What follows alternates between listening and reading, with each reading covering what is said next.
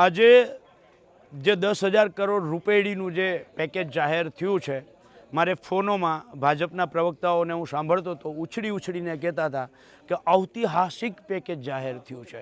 ત્યારે જાહેર માધ્યમોના માધ્યમથી હું આ પ્રવક્તાઓને અને સરકારને કહેવા માગું છું કે હે સરકાર આ કેવી રીતે ઐતિહાસિક પેકેજ છે। ગુજરાતની અંદર છેલ્લા 80 વર્ષના ઇતિહાસમાં ઐતિહાસિક વરસાદ પડ્યો છે। ગુજરાત અને ભારતમાં છેલ્લા 11 વર્ષથી જ્યારથી તમારી આ ડબલ એન્જિનની સરકાર બેઠી છે ત્યારથી ખેડૂતના જે ખેત પેદાશના ભાવ હતા એ ખેત પેદાશના ભાવ ઐતિહાસિક સપાટીએ નીચે ગયા છે।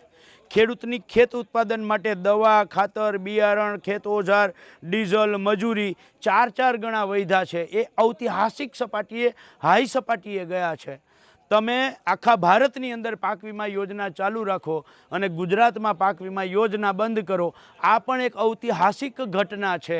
ગુજરાતની અંદર છેલ્લી 7 સિઝન કમોસમી વરસાદ, અતિવૃષ્ટિ, વાવાઝોડાનો માર ખેડૂત સહન કરે, 7 સિઝનમાં ખેડૂતના મોઢામાં આવેલો કોળિયો કુદરત છીનવી લે અને સરકાર માત્ર જાહેરાતો કરે અને આપે ઠન ગોપાલ।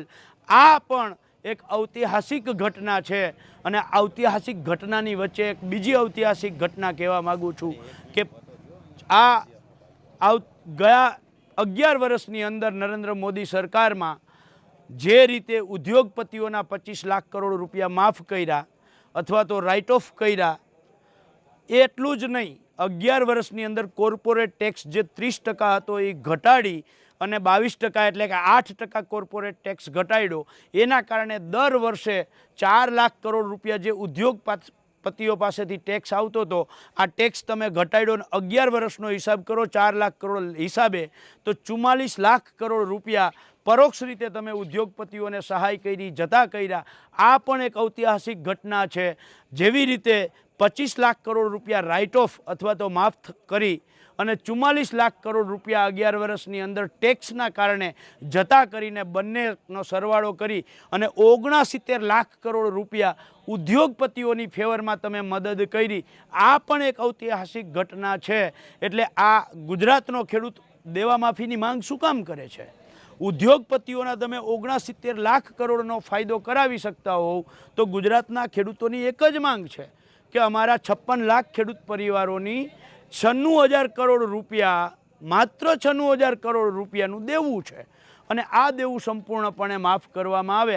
આ એક જ માંગ હતી। ગઈકાલથી સોમનાથથી જ્યારથી હું યાત્રા લઈને નીકળ્યો છું ત્યારથી ખેડૂતોનો એક જ સૂર છે, કાં તો ખેડૂતોનું દેવું માફ નહીતર ભાજપ સાફ। અને આ વાત જો સરકાર સાનમાં સમજી જાય, ખેડૂતો જે માંગે છે એમાં સરકાર સમજી જાય તો સારું છે। જય જવાન, જય કિસાન।